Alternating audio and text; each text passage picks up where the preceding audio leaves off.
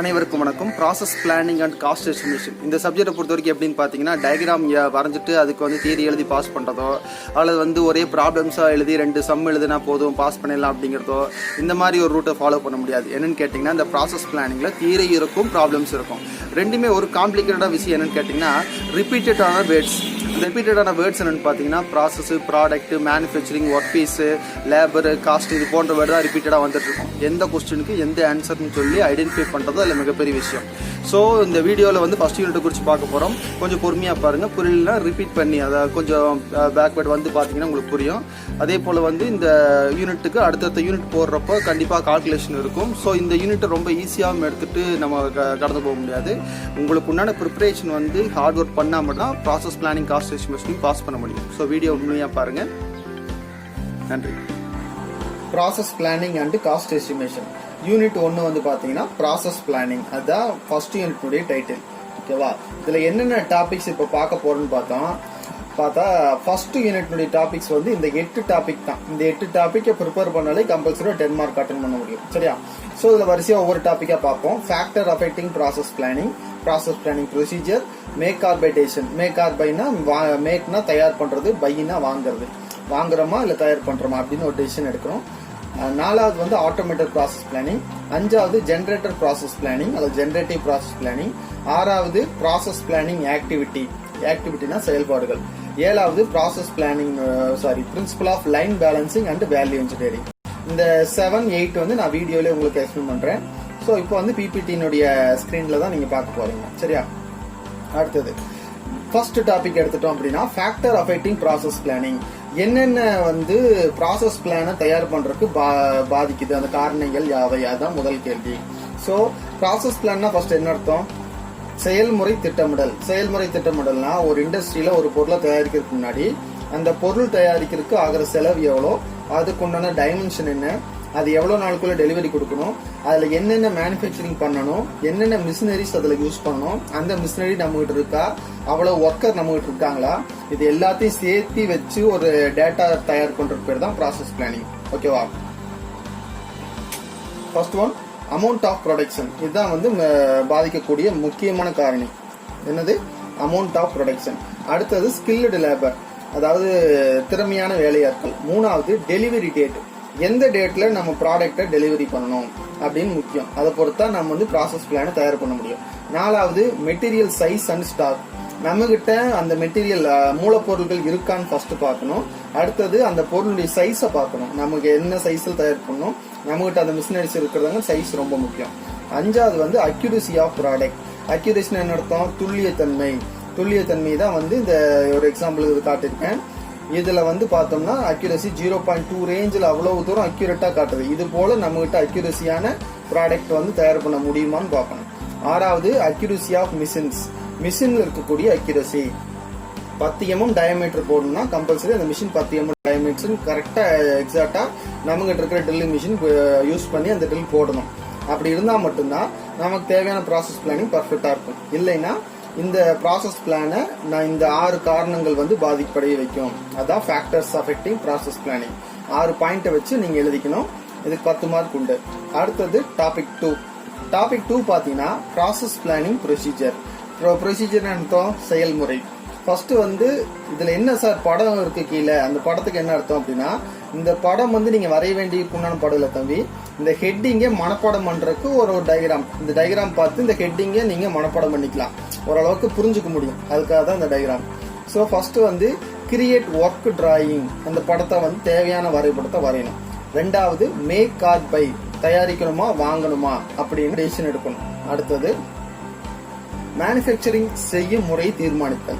எந்த மாதிரி மேனுஃபேக்சரிங் நம்ம வந்து தயார் பண்ண போறோம் அப்படின்னு யோசிக்கணும். சரியா? ட்ரில்லிங்கா இல்ல வந்து சிஎன்சியில கொடுக்குறோமா, இல்ல என்னென்ன மேனுஃபேக்சரிங் மெத்தட் இருக்குதோ அதை நம்ம சூஸ் பண்ணி வைக்கணும். 3rd அதுதான். 4th வந்து மிஷினுடைய அளவு, அந்த மிஷின் எந்த மிஷினை சூஸ் பண்றோம்.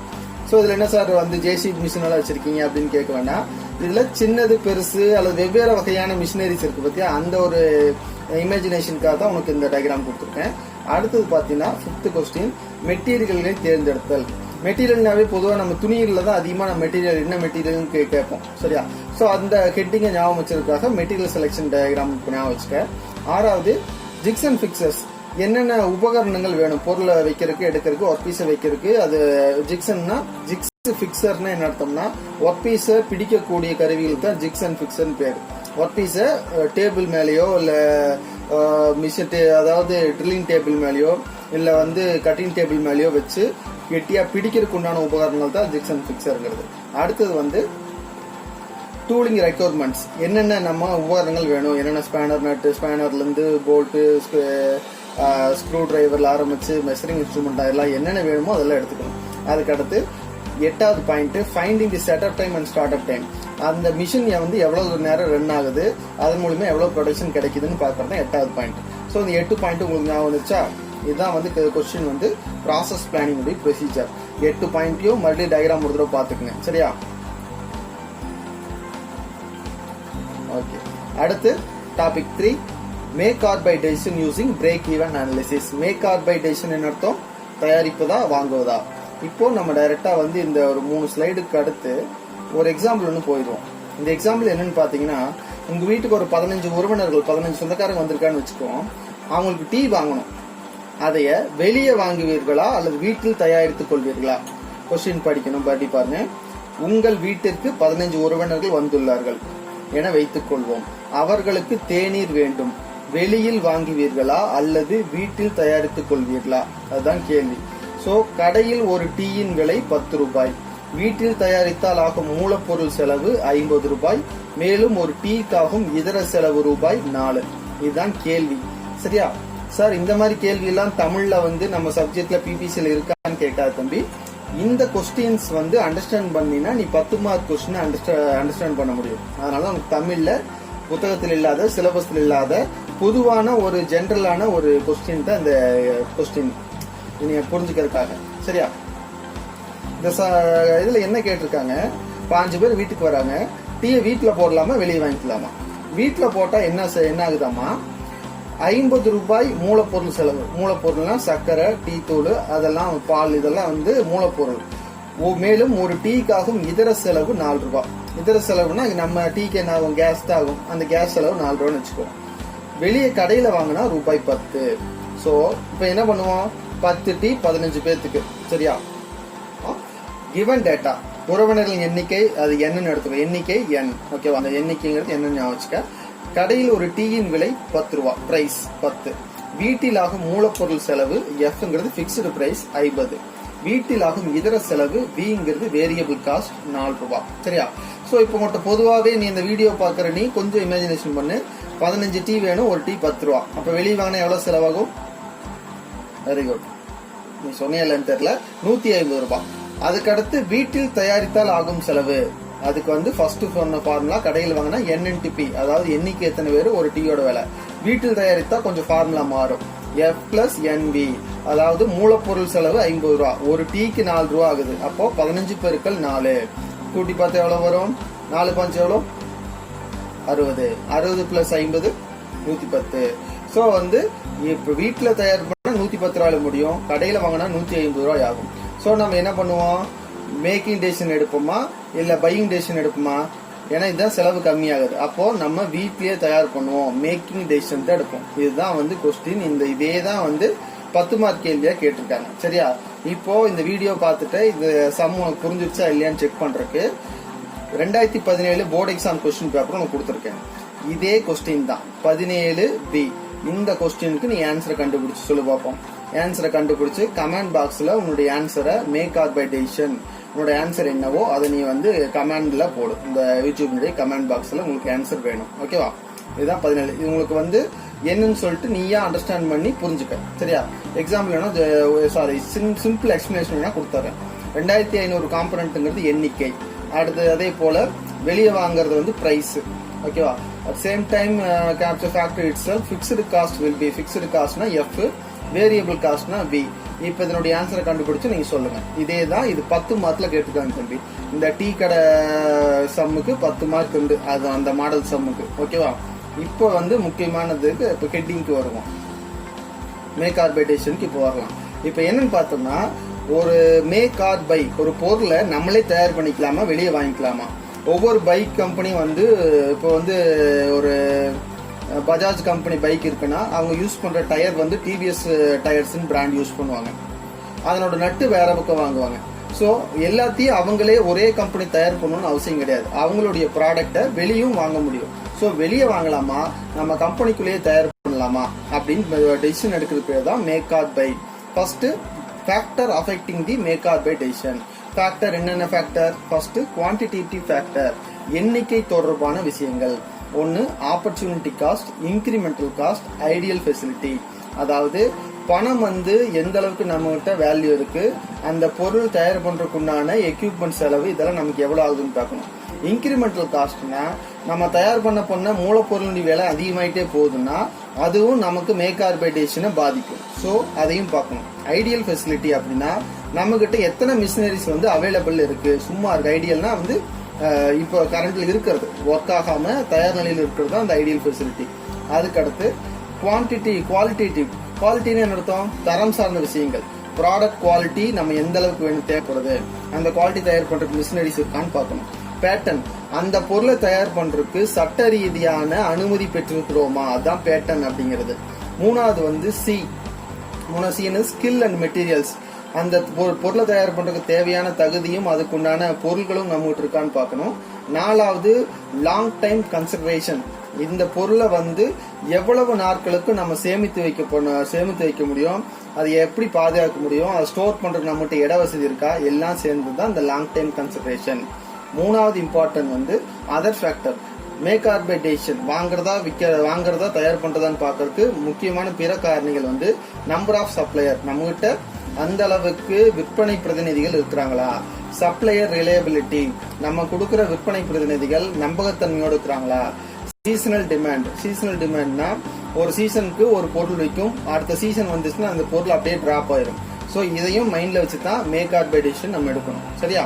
ஸோ இப்போ மேக் ஆர் பை டெசிஷன்னா உனக்கு ஓரளவுக்கு அண்டர்ஸ்டாண்டிங் ஆயிடுச்சா? அடுத்த கொஸ்டின் வந்து இந்த சம் பார்த்துட்டோம். சம்க்கான ஆன்சர் கமெண்ட் பாக்ஸ்ல போடுங்க. அடுத்தது ப்ராசஸ் பிளானிங் டைப்ஸ். இது எதுக்கு சார் இடையில ரெட் கலர்ல கொடுத்துருக்கீங்க 2 லைன் அப்படின்னா அதுதான் வந்து உனக்கு சிலபஸ்ல கொடுத்துருக்காங்க. சிலபஸ்ல வந்து கொடுத்தது automatic process planning R computer aided process planning, அடுத்தது ஜென்ரேட்டட். இந்த 2 தான் வந்து சிலபஸ்ல இருக்கு. நம்ம எல்லாத்தையும் தான் படிச்சாகணும். அப்பதான் வந்து சப்போஸ் எக்ஸ்ட்ரா கொஸ்டினா கேட்டாலும் அல்லது வந்து இதை கேட்டாலும் நம்ம எழுதுறதுக்கு ரெடியா இருக்கணும்.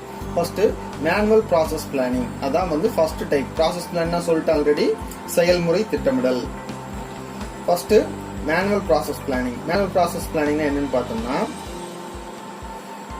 ஒரு ஒர்க்கர் தன்னோட கையிலேயே எல்லா படத்தையும் வரைஞ்சு அதுக்குன்னு இதெல்லாம் டேட்டாவெல்லாம் ரெடி பண்ணி அதனுடைய 3D இமேஜ் வரைக்கும் ரெடி பண்றாரு. அதுக்கப்புறம் ஒரு ப்ராசஸ் பிளான் கிரியேட் பண்றாரு. இதுல ஒர்க்கர் கம்ப்யூட்டர் யூஸ் பண்ணல, எக்ஸ்ட்ராவா வந்து ஏதோ ஒரு மொபைலோ இது போல வந்து டிவைஸ் எல்லாம் யூஸ் பண்ணாம மேனுவலா பண்ணா அது பேர் வந்து மேனுவல் ப்ராசஸ் பிளானிங் அர்த்தம்.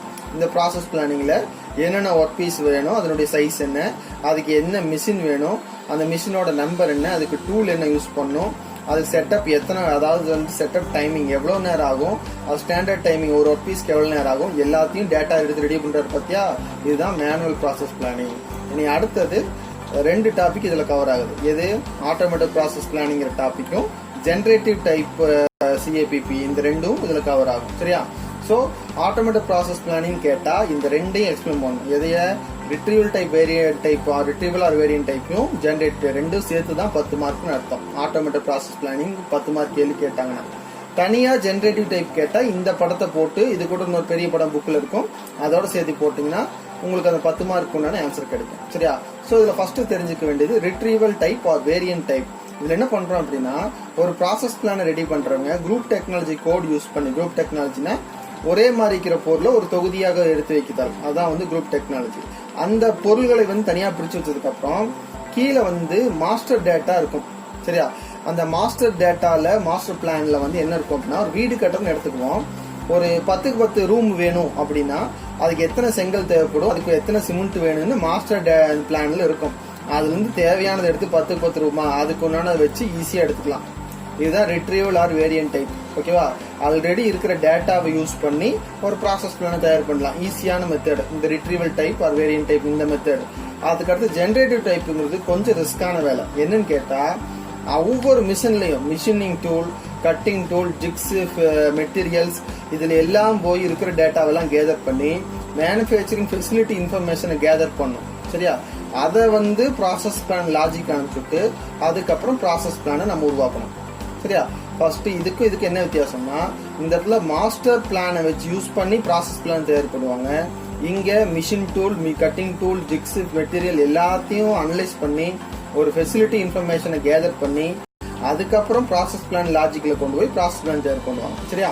இதுதான் ரெண்டுக்குள்ள வித்தியாசம். Generative type important question compulsory படிச்சு வச்சுக்கணும். ஓகேவா? அடுத்ததான் டாபிக் வந்து ப்ராசஸ் பிளானிங் ஆக்டிவிட்டி. இதை வந்து கொஞ்சம் வித்தியாசமா ரெகுலரா இது வரைக்கும் பார்த்த கொஸ்டினை விட கொஞ்சம் வித்தியாசமா மனப்பாடம் பண்றதுக்கு என்ன இருக்கோ அது ஒரு விஷயத்த உங்களுக்கு சொல்றேன். என்னன்னு பாத்தீங்கன்னா, இமேஜின் ஒரு கற்பனை பண்ணிக்க. எப்படி ஒரு மிஷின் டிராயிங் எக்ஸாம் எழுதுறதா கற்பனை பண்ணிக்க. கற்பனை பண்ணீங்க அப்படின்னா இதுதான் அந்த 7 பாயிண்ட். 7 பாயிண்ட் என்னன்னு பாத்துக்க. இது மிஷின் டிராயிங் எக்ஸாம் ஒன்று நடக்குது, செகண்ட் இயர் எழுதிருக்கு இல்லையா? ஸோ இந்த மிஷின் டிராயிங் எக்ஸாம் எப்படி நீ வந்து அட்டன் பண்ண போற, அதுதான் இந்த 7 பாயிண்ட். சரியா? First point work drawing. Heading first பாத்துக்க. ஒர்க் டிராயிங், ப்ராசஸ் பிளானிங், இந்த ஹெட்டிங் இதுதான். நீ ஒரு தடவை இதை தனியாக எழுதி வச்சுட்டு இந்த படத்தை ஒவ்வொன்றா பாரு, உனக்கு புரியும். First machine drawing. ஓகேவா? ஒர்க்கிங் டிராயிங், படத்தை வந்து வரைகிறது. எக்ஸாம்பிள் படம் வரைவியா, அதை நான் வச்சுக்க. படம் வரையறதுக்கு என்ன வேணும்? Process and material selection. என்ன வேணும்? பேப்பர் வேணும். அந்த ஒரு சார்ட் பேப்பர் மாதிரி ஒன்று கொடுப்பாங்க, அது டிராயிங் பேப்பர். அதுக்கு ஒரு பென்சில் இருந்தால் போதும், படம் வரைய ஆரம்பிச்சிடலாம். பட் அதுக்கு தவிர இந்த மெட்டீரியல் கிடைச்சதுக்கு அப்புறம் இன்னொரு முக்கியமான வேலை இருக்கு. டூல் வேணும். Machine and tool selection. என்னது? மினி டிராஃப்டர் தான் மெயின் டூல் இதற்கு, மிஷின் டிராயிங்க்கு.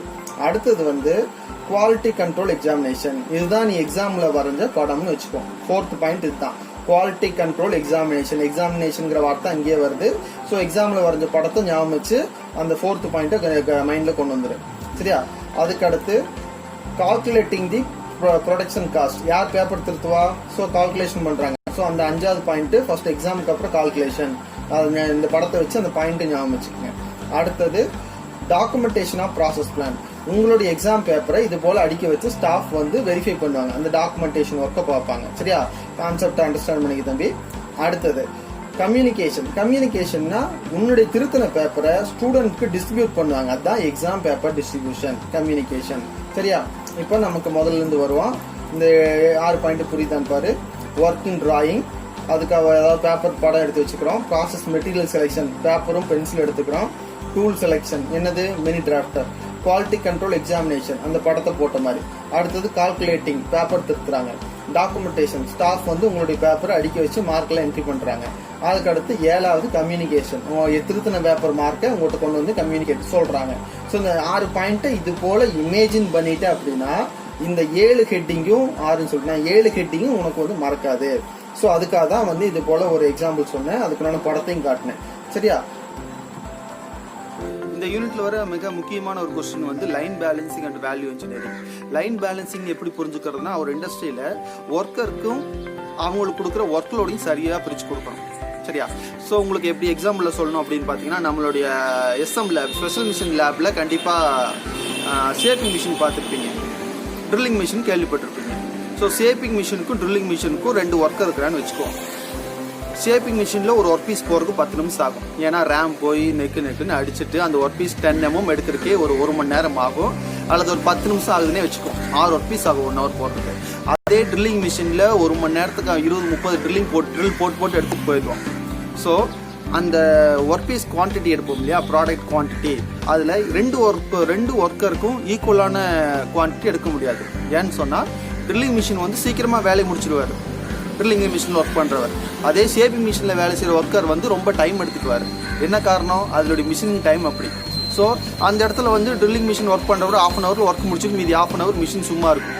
அப்போது அந்த இடத்துல line is not balancing. So line பேலன்ஸ்னு என்ன அர்த்தம்னா, மிஷினுக்கும் அந்த ஒர்க் பண்ணுறவருக்கும் கரெக்டான ஒர்க்கை கொடுக்கணும். மிஷினுடைய லீட் டைம்னு சொல்லக்கூடிய அந்த வேலை செய்யும் நேரத்தை வந்து குறைக்கணும். ஐடியல் டைமு இருக்கக்கூடாது. ஐடியல் டைம்னா மிஷின் சும்மா இருக்கிறது, ஸோ அது இருக்கக்கூடாது. இதுதான் லைன் பேலன்ஸ்.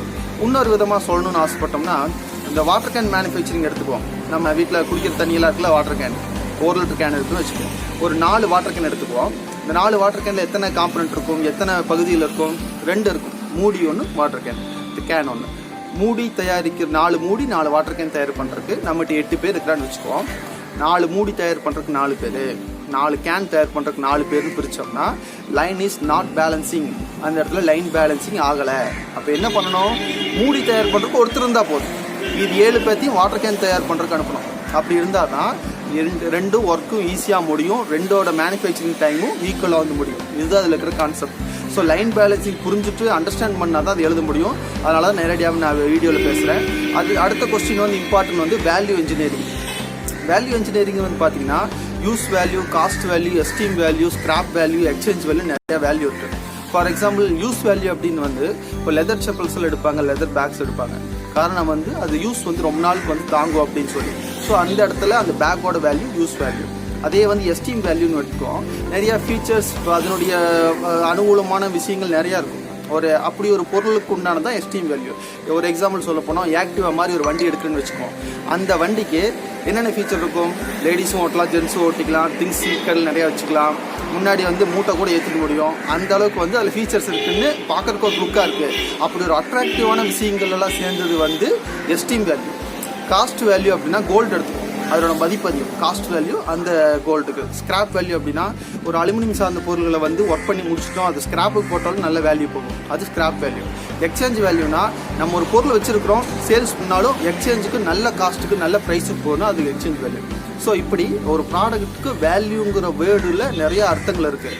அப்போது அந்த வேல்யூ வந்து வேல்யூ வந்து எதை வச்சுருக்குன்னா இந்த நான் சொன்ன விஷயங்கள் எல்லாம் பொருளினுடைய குவாலிட்டியை குறைக்காம அதனுடைய உற்பத்தி ஆகிற செலவை குறைக்கிறது. ஸோ குவாலிட்டி குறைக்காம அப்படின்னு சொன்னால் அதில் என்னென்ன பொருள் எக்ஸ்ட்ரா வருது. ஒரு ப்ராடக்ட் பைக்குன்னு எடுத்துட்டா சில பைக்கில் சைடு ஸ்டாண்ட் இல்லாத பைக்கெல்லாம் புது வண்டியிலலாம் வந்திருக்கு, கிக்கர் இல்லாத வண்டி வந்திருக்கு, சைடு மிரர் எக்ஸ்ட்ரா ஃபிட்டிங் தூக்கிட்டாங்க. இப்படி தன்னோட மேனுஃபேக்சரிங் பொருளில் எதை செஞ்சால் மட்டும் போதும், எது தேவையில்லையோ அதை நீக்கிடுறாங்க. இது போல் செஞ்சாலும் நம்மளுடைய தரம் குறையாது, ஆனால் உற்பத்தி செலவு குறையுன்னு ஒரு முடிவுக்கு வராங்க பார்த்தியா. அதுதான் வேல்யூ இன்ஜினியரினுடைய மெயின் கேம். அதாவது பொருளினுடைய தரம் குறையாமல் உற்பத்தி செலவுகளை குறைக்கிறது வேல்யூ இன்ஜினியரினுடைய மெயின் 2 மார்க் கொஸ்டின் இதுதான். ஸோ அதனால் இந்த 2 பாயிண்ட்டையும் சொன்னதான் புரியும் அப்படிங்கிறக்காக தான் வீடியோவில் டைரெக்டாக பேசுகிறேன். மீதி எல்லாமே பிபிடி ஃபார்மேட்டில் உங்களுக்கு இருக்கும். இந்த யூனிட்டை பொறுத்த வரைக்கும் எப்படின்னா ஃபுல் அண்ட் ஃபுல் வந்து கதை அடிக்கிற மாதிரி நீங்கள் நினச்சிட்டு படிச்சிங்கன்னு சொன்னால் அது கண்டிப்பாக மறந்துடும். ஒவ்வொரு பாயிண்ட்டையும் ஒவ்வொரு இமேஜினேஷனோட சேர்த்து ஒவ்வொரு பொருளோட சேர்த்து அந்த வேர்ட்ஸ் ஞாபகம் வச்சுக்கணும். அப்படி வச்சா தான் அதில் மனசில் நிற்கும். ஸோ இந்த வீடியோவை ரிப்பீட் பண்ணி பாருங்கள். உங்களுக்கு தெரிஞ்ச தேர்ட் இயர் மெக்கானிக்கல் ஸ்டூடெண்ட்க்கு ஃபார்வர்ட் பண்ணுங்கள். தேங்க்யூ.